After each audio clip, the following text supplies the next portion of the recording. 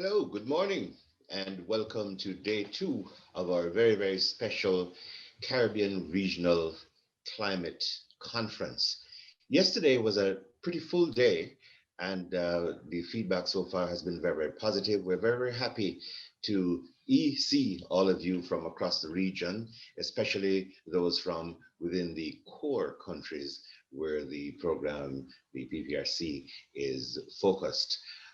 We'd like to particularly welcome our friends from Haiti and to remind you that in case you were not here yesterday, you know now that you can get translation from English, well, from English to French. Just simply look at the navigational bar. That's where everything is.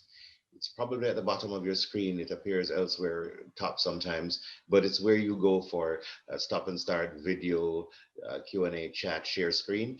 Well, just to the right of that, you'll see a globe, and that globe has interpretation. Yesterday, we got through pretty well, and we are hoping for another very amazing time here today.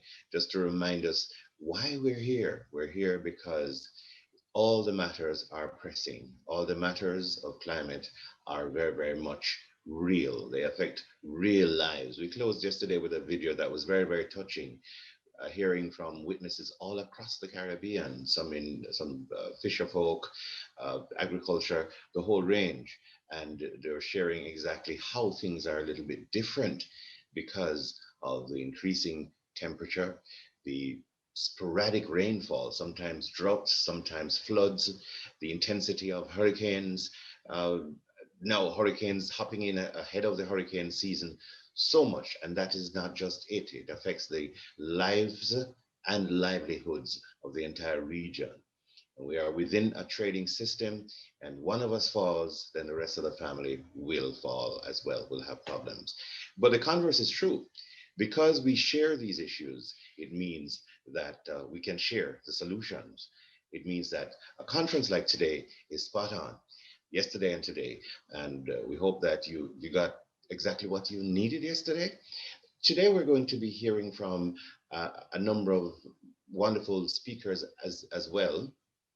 And among some of the topics, well, we have a plenary coming up, and it's going to study the impacts of climate change on women in the Caribbean. I remember at first being surprised that there's a gender component to most things, but it shouldn't be surprising because the fact is that we experience life differently based on not just the physical birth effects of sex, but of that social construct we call gender, and how we experience life and what society expects and what we expect of society and what we expect of each other. And that means that we're not all experiencing the same thing. So it's always pretty good to have a gendered lens on almost everything so that everybody's needs are at least considered and hopefully can be treated with bit by bit. We're going into climate information services. Of course, we're big on solutions. So we've got among the concurrent sessions, emerging solutions for climate change and health, a whole range. You've got a program, so you know exactly what the messages are. Just kind of doing a teaser again, but it's very, very good to have you. And just to remember that it's very easy to get into the conversation of your choice. The conversation of your choice, there'll be a link on your program. There are links on your program to the topics. So no need to frazzle. And the fact is that yesterday as well, we had our tech team helping out tremendously by reminding us, dropping that link in the chat so you could actually be reminded what's coming up next, and simply just click and you'll be landed in the room for that. Our plenary today is going to be, as I mentioned, an issue of gender, and we have for that session Paloma Marcos, who's going to be leading us there. And it's going to be really, really a fantastic one. I can feel it. Um, Let me just do a very quick exercise. Do I have anybody here from Haiti? Um, just raise a hand and we acknowledge you just for the heck of it. You know, that's the virtual world. You can see names but you won't necessarily be able to tell who is whom. And it's always good to have that. Um, Good morning, Dr. Leith Dunn. How are you? I was thinking gender, and immediately I thought a whole set of names flashed across my mind, and of course, Leith Dunn is definitely one of them. You're going to be hearing from Leith today, and talk about brilliance and clarity. They always say that the brilliance comes in the clarity of complex matters. You know, anybody can speak in high-minded, convoluted academic jargon and freak everybody out.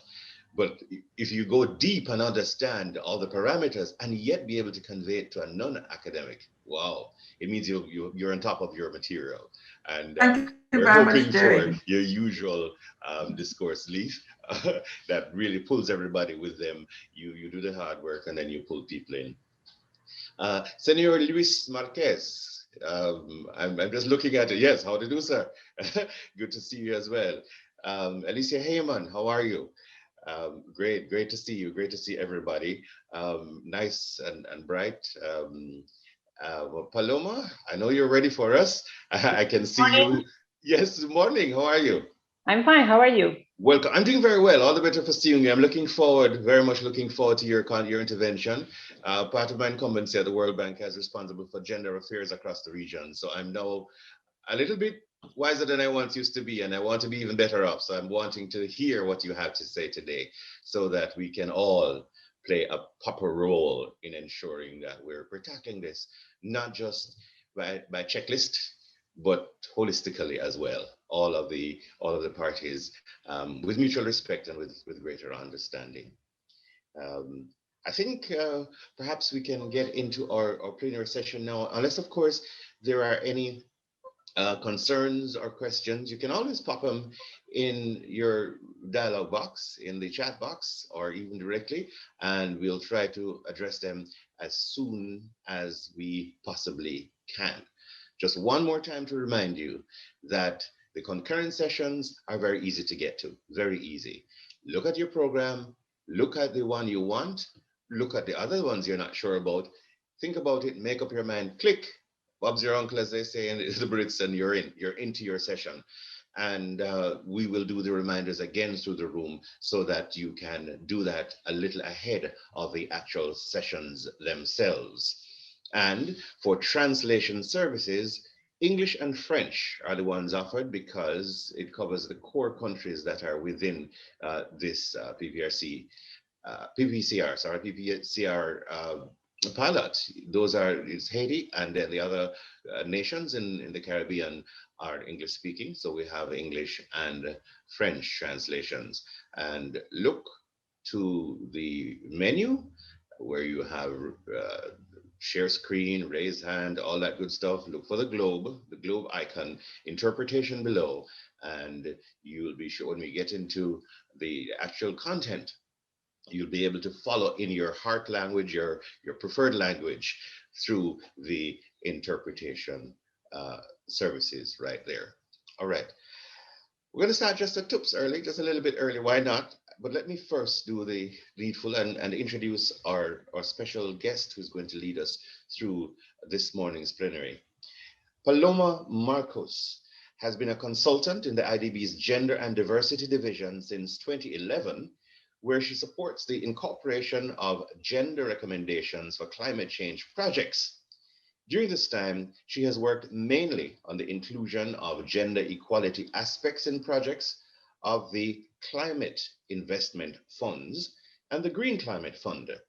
She has more than 20 years of professional experience in private, public, and international institutions on issues related to the environment, to gender, and to communication, all components with which we're intimately involved. But do we know how to make sense of it all together when facing this common external threat of climate change, with our capabilities the way they are and with our response still lagging? Paloma, welcome, and it's over to you to lead us in this segment. Thank you very much. Thank you very much for the introduction.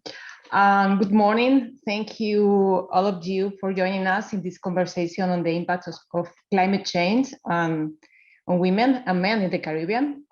We are going to talk about how climate change impacts differently on women and men on the Caribbean specifically. Let's start quickly just introducing you to our panelists. First, we have Luis Marcas. He's a gender and business advisor working for Value for Women, a women-led global advisory firm that helps organizations advance gender inclusion. He has experience in the design and implementation of gender equality and women's economic empowerment projects.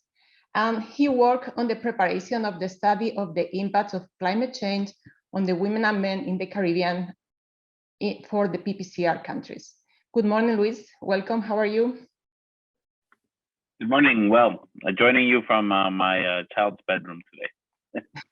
Great.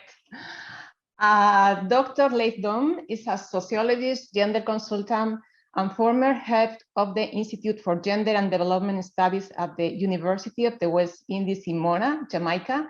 During her 25-year career, her policy, research, publications, and presentations have focused on gender mainstreaming, including climate change and disaster risk management. In 2019, Apolitical named her as one of the 100 most influential persons globally promoting gender equality and gender policies. Good morning, Leif. Welcome. Nice to meet you again. Dr. Alicia Heyman is an international environment and development practitioner. She has over 24-year work experience in areas such as watershed and protected areas management, climate change, and energy. Her work in these areas has included policy development, planning and management, and monitoring and evaluation. She has participated in the development of the regional and Jamaican PPCR programs. Good morning, Alicia. Welcome. It's a pleasure to have you here. Thanks, Paloma, and thanks, everyone. Good morning to all. We will start the panel with Luis that will present the main findings of the study about impacts of climate change on the women and men in the Caribbean for the PPCR countries. Then Alicia Heyman and Leif Dom will offer us their perspective of the report based on their own experience. And after that, we will have a few minutes for discussion. For that, I'm going to ask you to send your question through the chat box. So Luis, if you are ready to start, the screen is yours.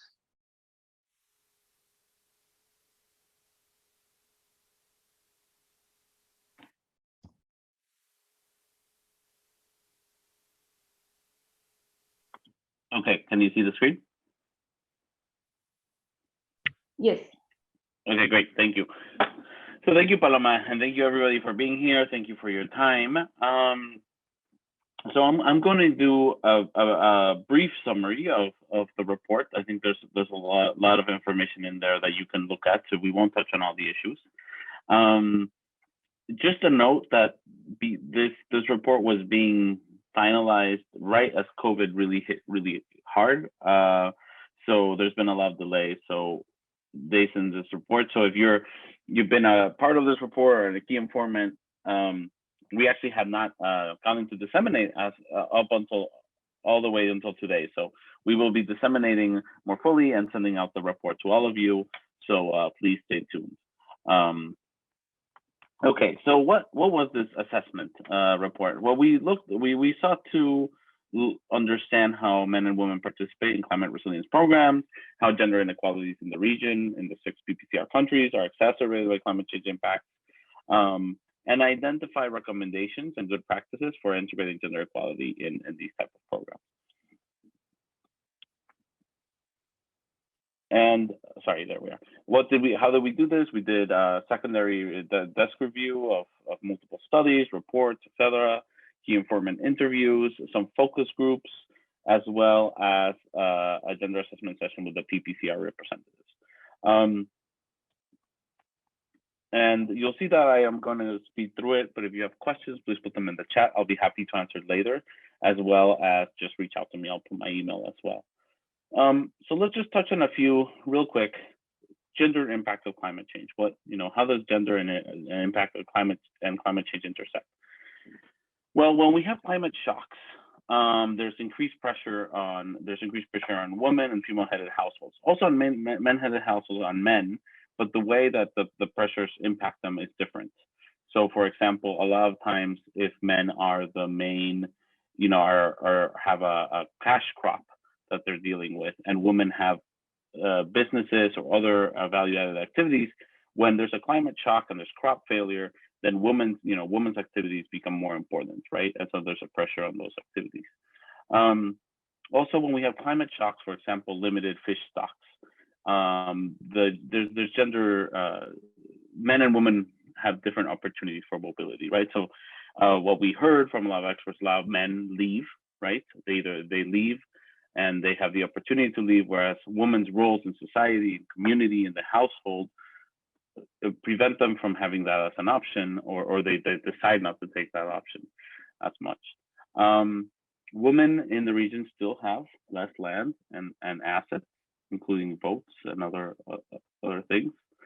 Their time, right? There's more pressures as they take the role as primary caretakers of the sickly, the children, and older family members.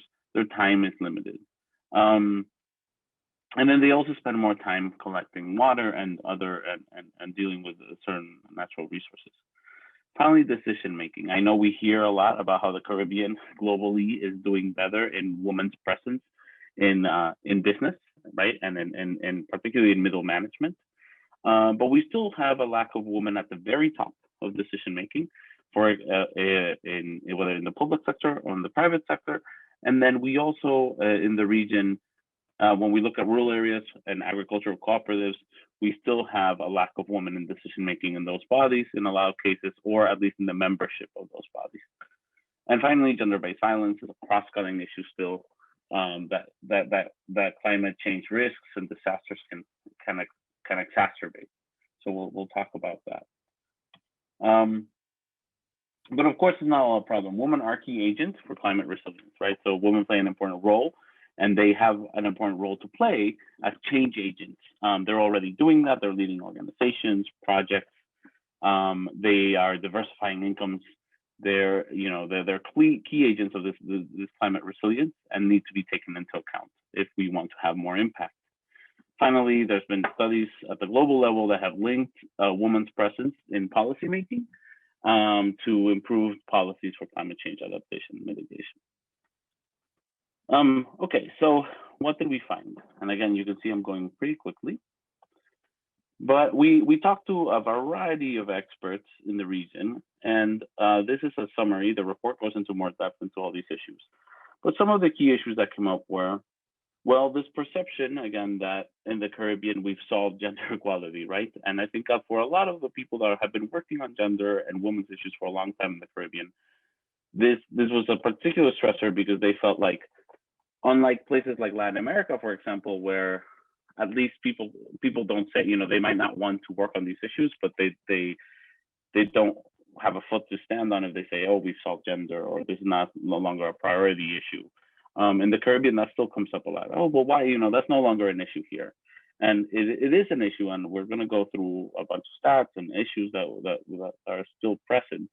So that's an issue, and that links to number 5 there, which is because that's still an understanding or a perception among a lot of people and practitioners in the region, then that also means that there's a lack of commitment sometimes on these issues.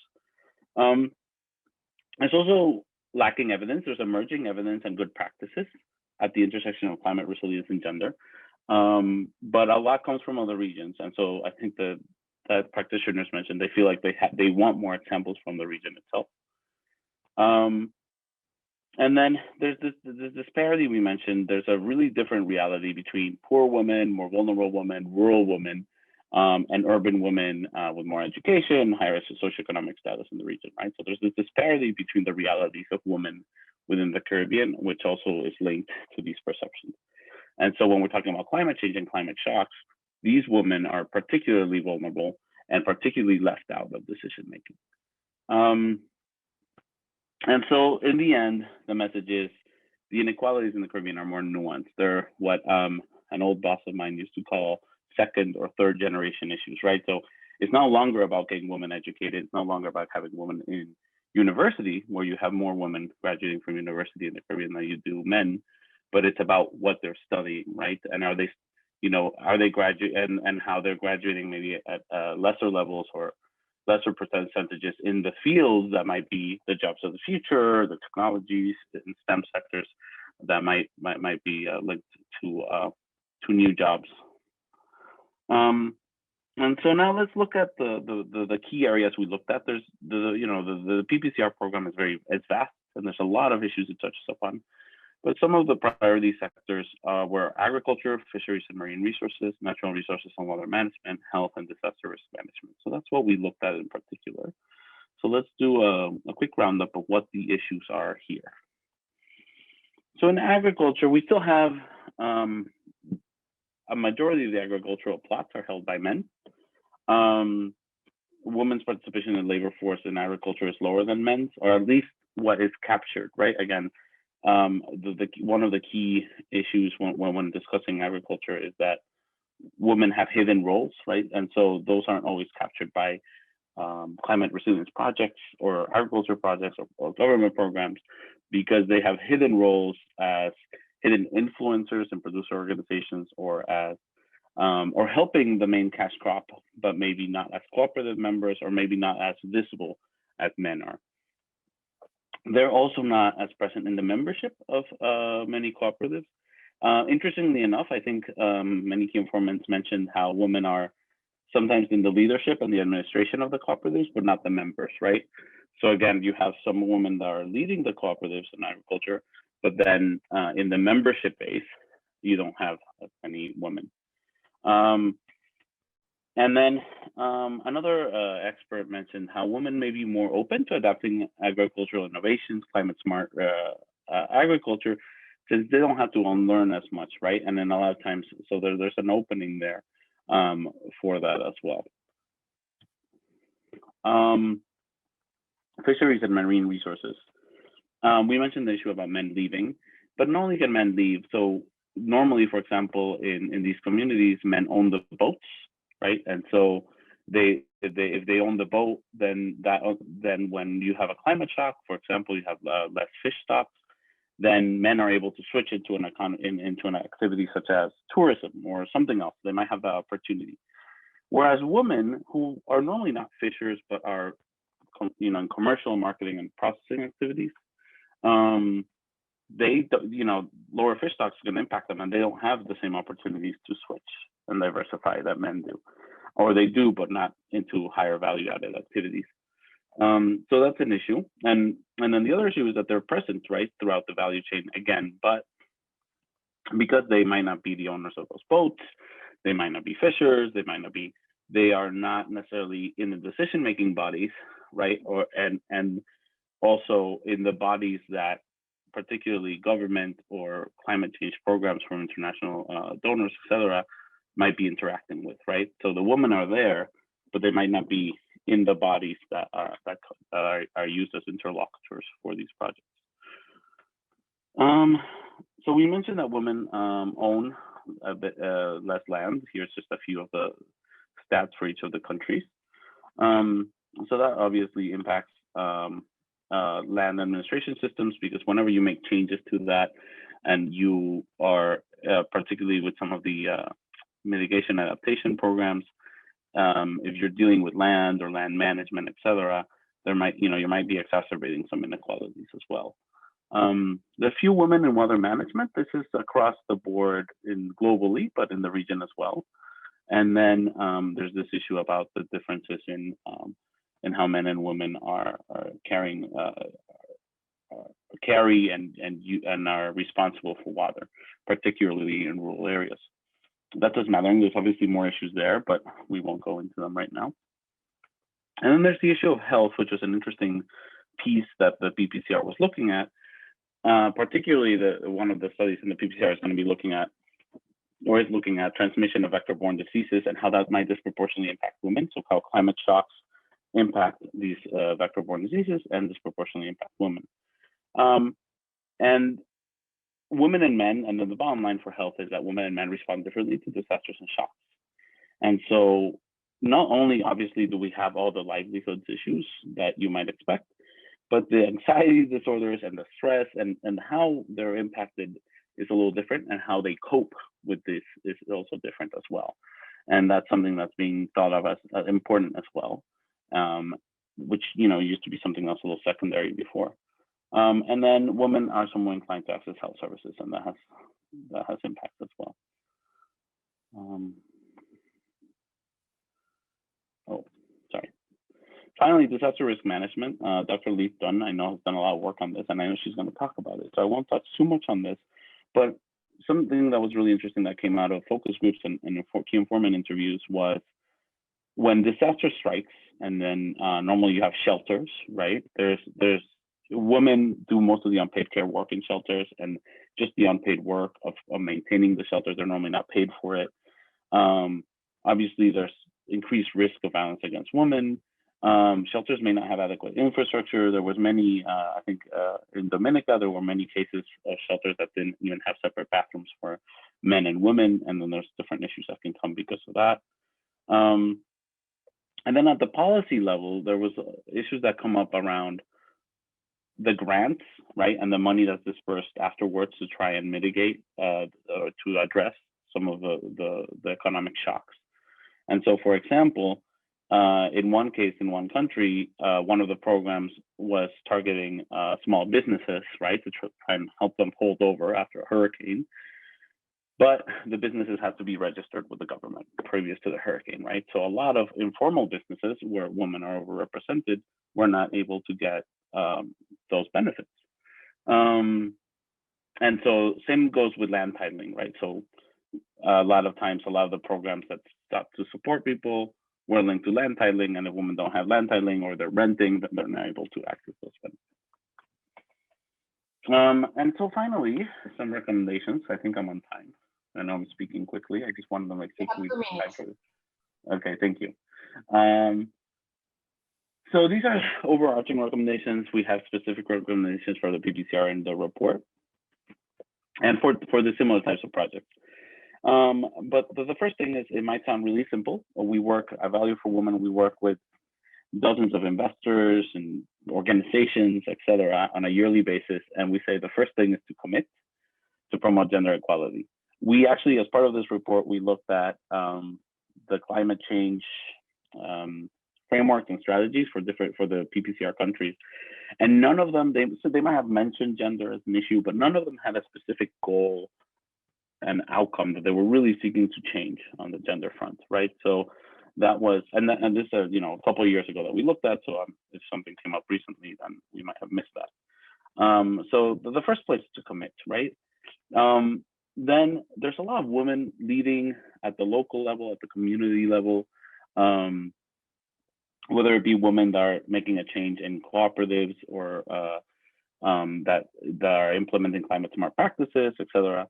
And so it's really important to make them visible, to show that there's women in these different areas, and then particularly women that are in non-traditional fields, to make them visible. And then give women a voice and engage in messaging of climate resilience, particularly women's groups.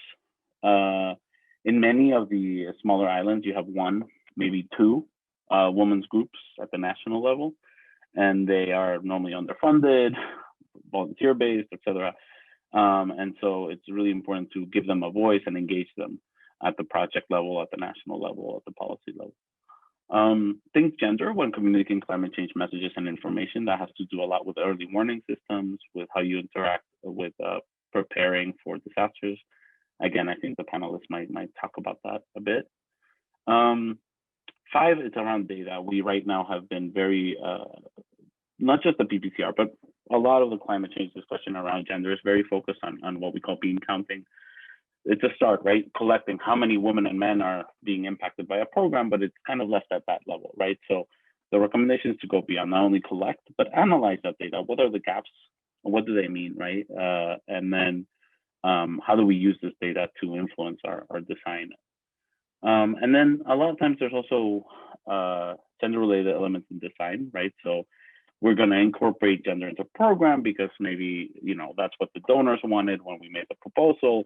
but it's left very vague. And so one way to carry that into implementation is to add in budget lines, like very specific budget lines, and make sure they're in there for gender, so that that happens. And engaging and supporting women's organizations. I mentioned this again because, again, they are generally speaking underfunded or just struggling to survive. A lot of times they are linked to violence against women issues, right? So they're very focused on those issues, and they need more support, financial support, et cetera, to be able to develop their capacity to support on other issues such as climate resilience.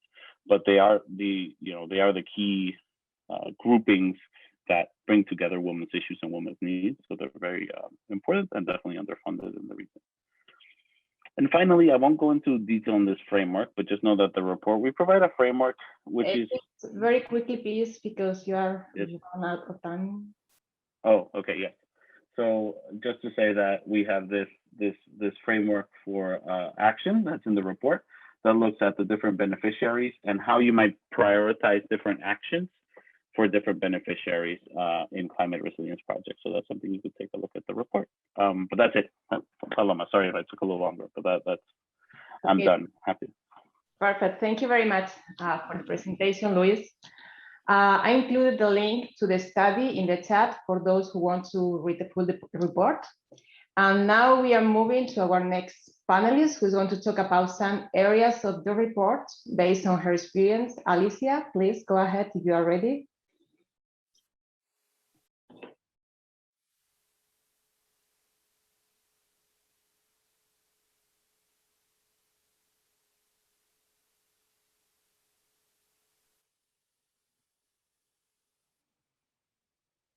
Hi, thank you, Paloma, and thank you, Luis, for really condensing, but such a very in-depth presentation, in-depth study. I've read the study, and it's really been useful looking at gender across the Caribbean and how that relates to climate change. And thank you also for sharing with us a lot of what would have come out of the study in a very, very condensed way. So today, my intervention is really focused on from a practitioner's level, a practitioner's perspective in areas of project design and monitoring and evaluation. And the experience includes PPCR geographies and those of other projects.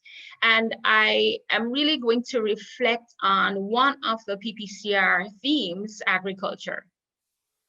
Yesterday, Professor Taylor gave us a riveting wake-up call on where we are with climate change in the region. And pretty much the call was that our viability is being endangered. And in the same way that we're facing this climate emergency, we're faced with a food and nutrition emergency, a crisis. We're very much dependent on agriculture for our food security, which was even more emphasized this past year with the COVID-19 pandemic. I mean, you would realize our dependence on other territories for food was even more exacerbated in this past year. And we were able to take, and I hope we can take lessons from that. But tied to this as well is our extremely high food import bill. In 2018, we had a $4.75 billion food import bill for the Caribbean, and this was expected to more than double to up to 10 billion in 2020. And I'm sure, given all that we've been facing since last year with the pandemic, it's probably even more than that. But not only do we need to enhance our efforts in food production, but also increase productivity and outcomes of food production and food security, things like better nutrition, better health. I mean, these days we're talking a lot about non-communicable diseases. And at the heart of all of this is gender. And I'm coming to you speaking about gender, not from gender as women only, but gender referring to, and Jerry said it earlier, the social constructs the norms, the behaviors, the relationships that we have that govern men, women, boys, girls, and how we relate. And in my experience here that I'm talking about, is relating to agriculture and how these shape our food systems. And again, Louise's presentation was really, really good in getting into the impacts, the gender impacts of climate change. And also, you know, at the nexus of gender, agriculture, and climate change, we really must get to the core, which is looking at gender differentiated impacts of climate change in the sector. And really, when we think of gender, it's not as a standalone, but really gender and gender in relation to climate action in the context of sustainable development. And in this case, I'm talking about agriculture. So here I present a little bit on what we see from projects. Now, you know, when I listened to Professor Taylor yesterday, I thought back to some of the areas, and I've been in PPCR National, Jamaica National Project area, and we find that males and females report comparable levels of exposure to the hazards brought on by climate change. However, the impacts of the hazards affect gender groups differently, and the impacts are perceived to be more severe for women. And Louise mentioned a couple of things like, well, related to expenditure and how that relates. A woman is not able to do the work, the replanting on her own. She has to employ persons. Then she has to also, in times of drought, women they also have to employ laborers who will charge more because of how difficult it is to till the soil. And so these are the kinds of things that we think about. But some of these practices that I present here in this slide are short-term, because projects are only that, short-term. And so what is really important when we do see the practices, and Louise mentioned practices that are coming out of other regions and needing to see more coming out of this region in the Caribbean. And we definitely need to document the good practices, document the lessons, and scale up. And that is going to be really important if we're really mainstreaming gender in climate resilience building, and especially here in the agriculture sector. I just want to point out from these bullets I have here of some of the practices that are seen in projects. They relate often to technology, training, capacity building, advocacy, access to information and technology has really been important in really starting to look at how both women and men are accessing agriculture, climate, weather information. You know, we all have cell phones, so even if it's not a smartphone, we get text messaging.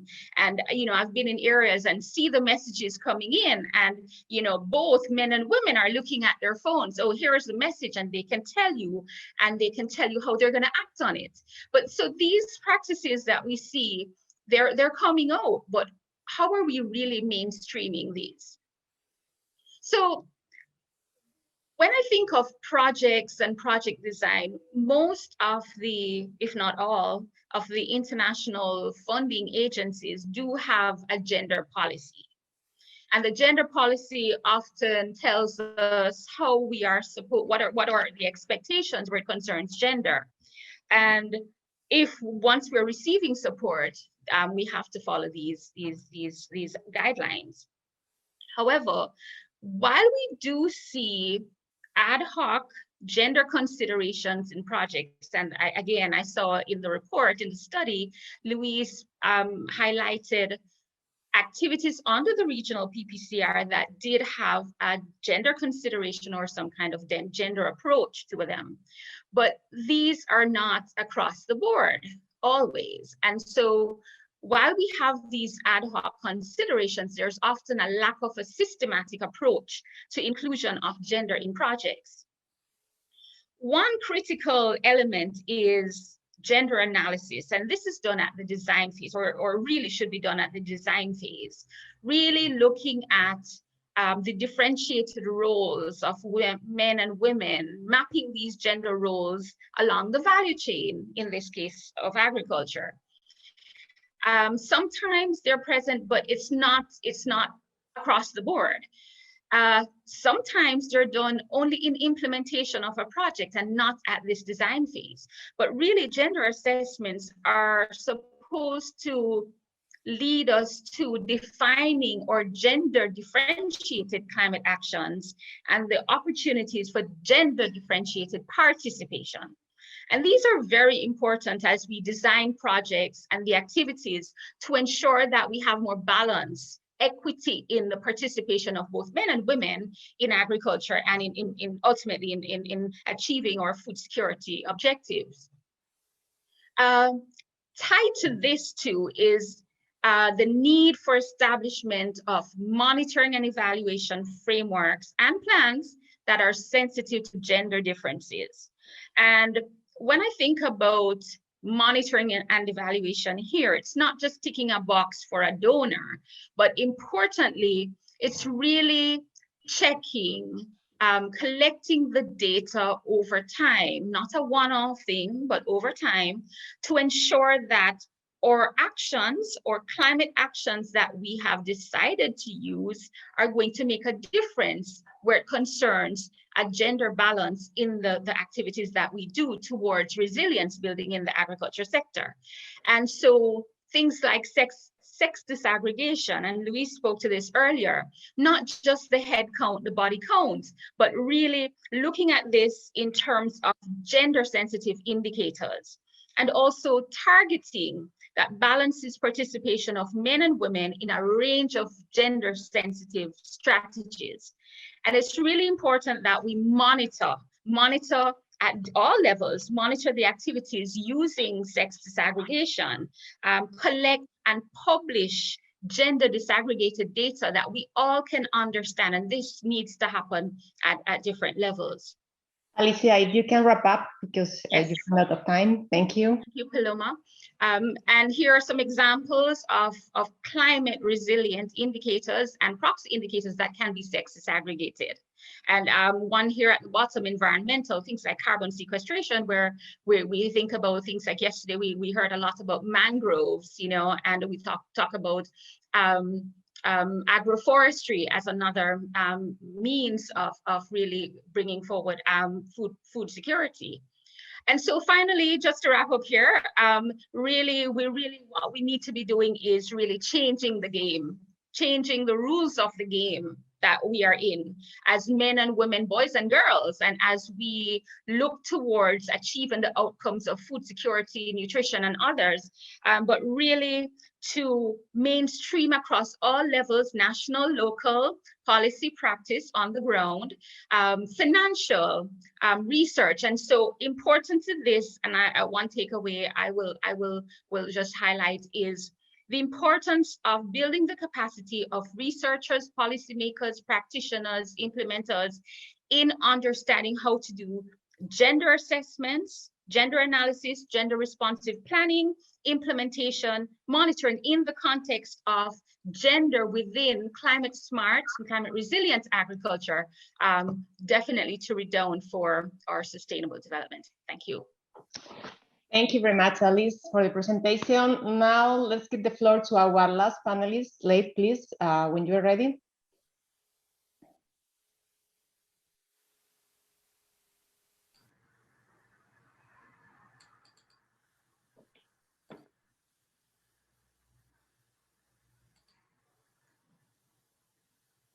Okay, can you hear me? Yes, we can hear you.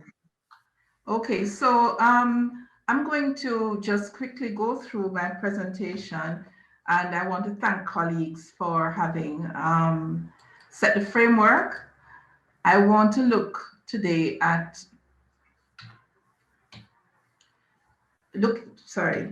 I'm going to be looking at the strength of the survey, the concepts, and focusing on intersectionality, equity, equality, but some opportunities that I think we can use to strengthen as we move forward. So we spoke about the gender roles and stereotypes, and what disasters do is actually change those, and there are opportunities for having a greater balance of support within families so that caregiving is not primarily for women and girls. I'm asking us also to think about the differences between equity and equality. And equality, as you will see, is the same. Equity is being fair, ensuring that with whatever strategies and policies we use, we're taking needs of the differential needs of each group. I think in looking through the report, there were some human rights commitments that I think we could emphasize more. The Convention on the Rights of the Child, so a greater focus on children and girls in particular because they're impacted by climate change and disasters. Older males and females, the Madrid Declaration of Aging, Rights of Older Persons, but also the Convention on the Rights of Persons with Disabilities, both men and women of different age groups, because they're going to be more vulnerable and they're going to be impacted differentially by climate change and disasters. The CEDAW Convention, of course, and as previous colleagues have spoken, we have women, not just as a group, but disaggregated by their socioeconomic status, rural women, the impact of gender-based violence, but also those in micro and small business enterprises. And then there are commitments to health for all.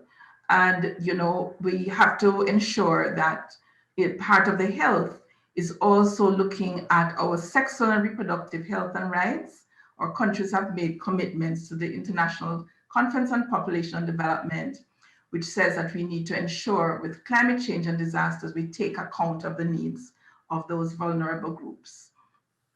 I think we need to recognize that we haven't done enough in terms of the vulnerability of persons with disabilities, ensuring access and inclusion. So if, for example, whether it is not just shelters, but buildings in terms of various elements for persons who are blind or visually impaired, deaf, and that's important.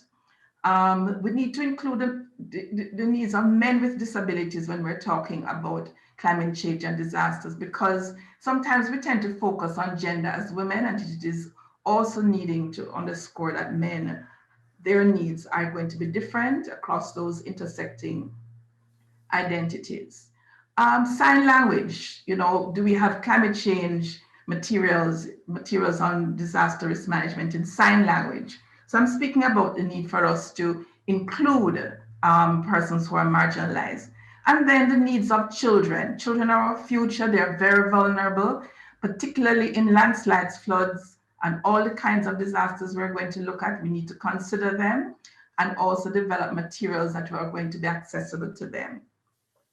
Here's an image from Haiti, 2010. This little girl has just lost both her parents, and she's going to be more at risk of abuse and child trafficking. So we need to think of protecting our vulnerable orphans and children when we're talking about the impact of disasters.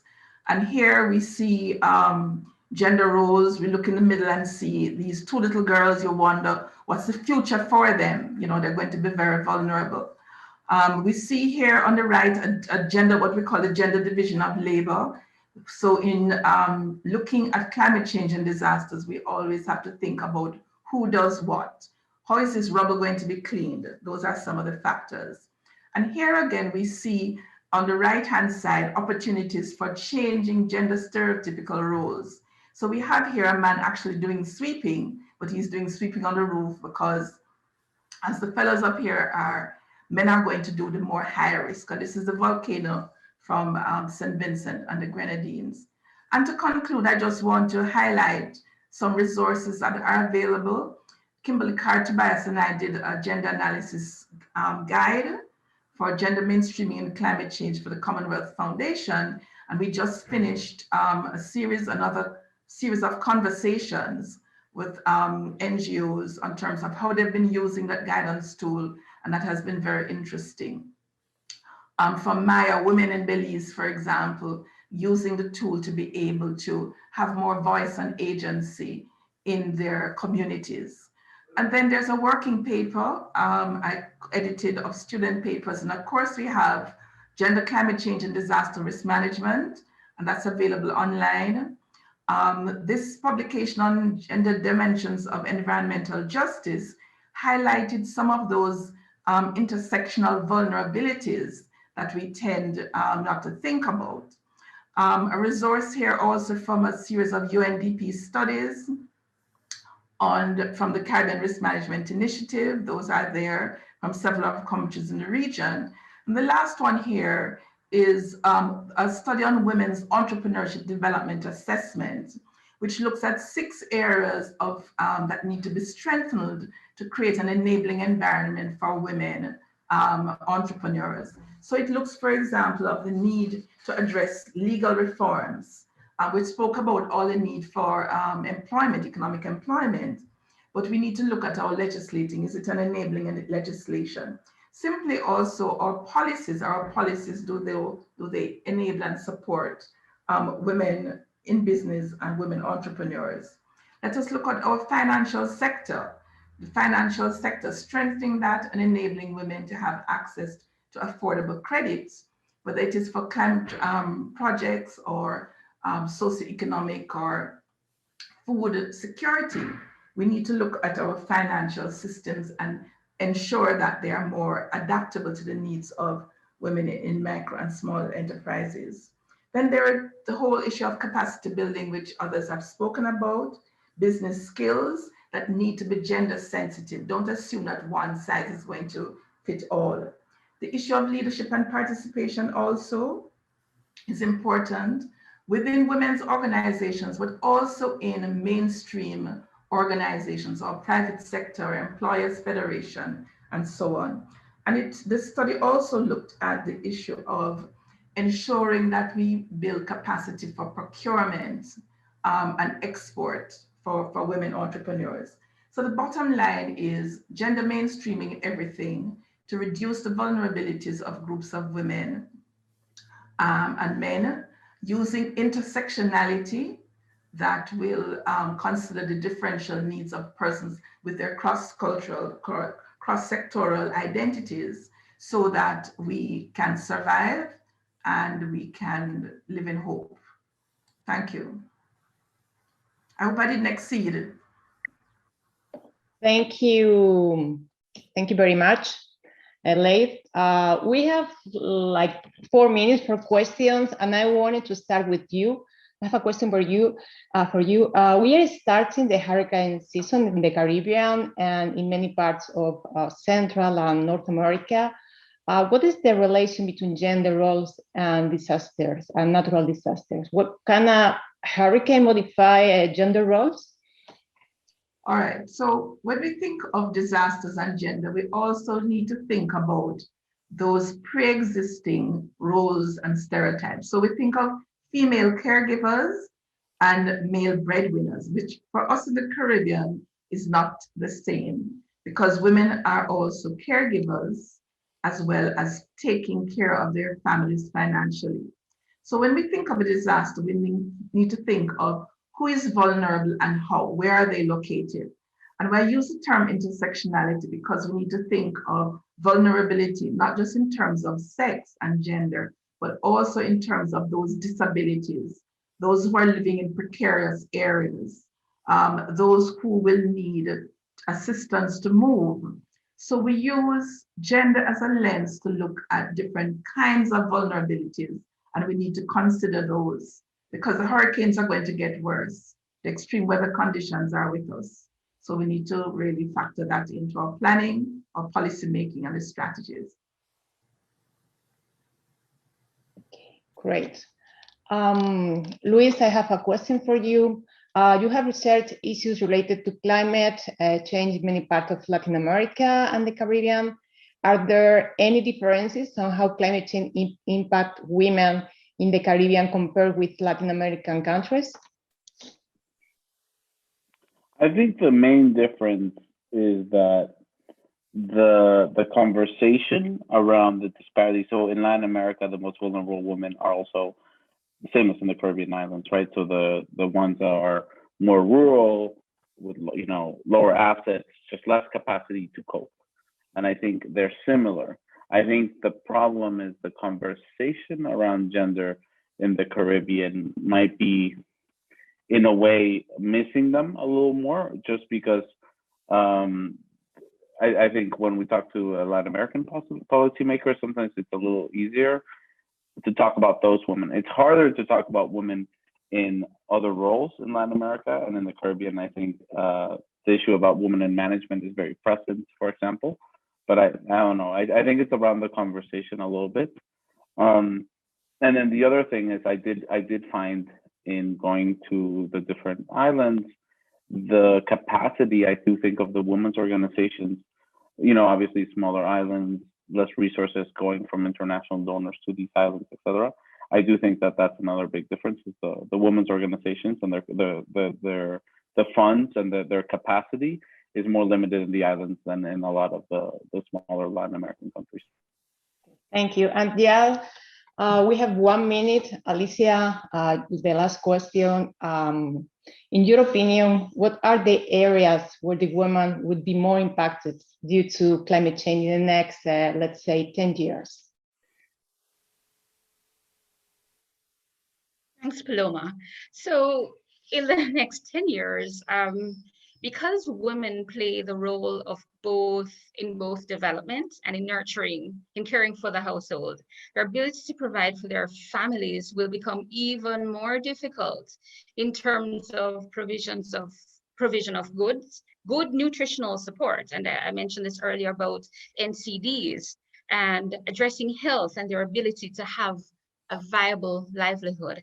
The availability of water and fuel, food supply, will make their home labor also more difficult, or the lack of it, make their home labor far more difficult, which will also affect health, but also affect their ability to have that viable livelihood.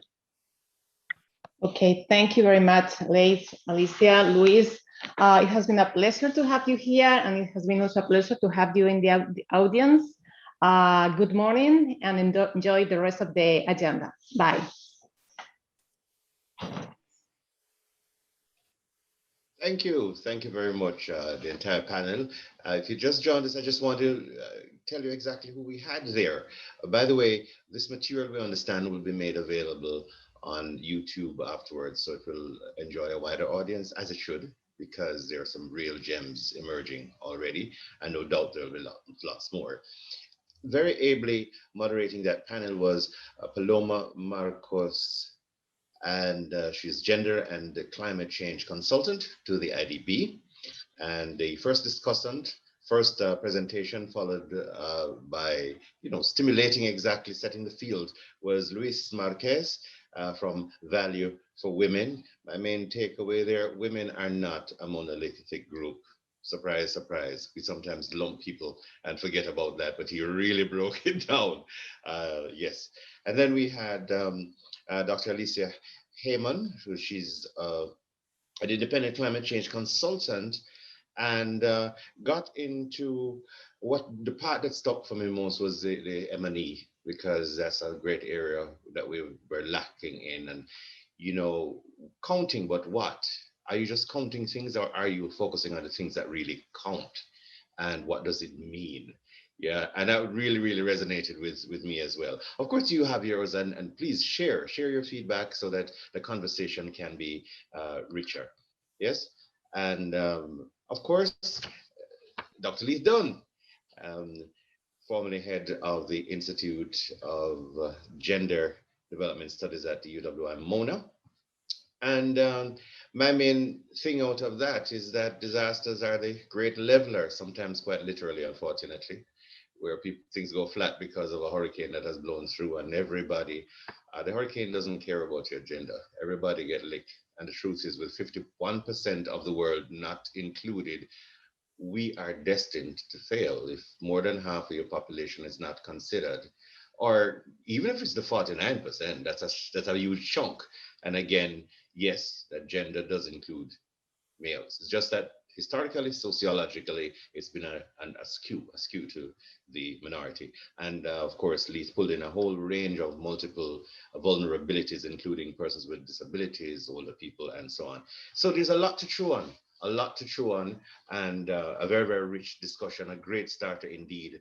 And we'll have a little break, and before you get to the concurrent sessions, which come up in just a little bit, just to remind you of a few things. When you have your question and answers, look for the Q&A and plug your questions there, and they'll be answered, some of them in real time off the general platform when we're discussing, so you can read them after, or they can be also discussed live. And that's a great way of doing it, because everybody will get some kind of response, and we can all go read like I've been reading and learning. Didn't think of the questions came, and aha, now I'm wiser for some of those things. So go on and just have a look, even if you don't have questions yet. Go on and have a look. If you're not sure yet about the interpretation, especially those speakers of French, native speakers, we know we have a number of our friends or family members from Haiti. Remember the interpretation, to click that, especially for the breakout sessions. And it's on the navigational bar with the globe as the icon, interpretation written just below it. So also, for the session that you want, remember it's on your program with a live link. Just click and it will put you there. And we've also been sharing those links as well in the chat. So you should be able to get that reinforcement of ensuring that you end up in the discussion that you really, really prefer of the lot. I hope you've been fed so far, and that you will be able to just take a little quick coffee or a little water or something, or a quick catch up with somebody, whatever you need, and be ready to continue. There you go. The links are already there. So asked, so done. Our tech people are completely on top. So there you go. Just look and you'll see the ones you want, and click, you're there. All right. Thanks for your attention. Have a quick break, and then we'll get deeper into some other matters in concurrent sessions on the top of the hour. See you in a little bit.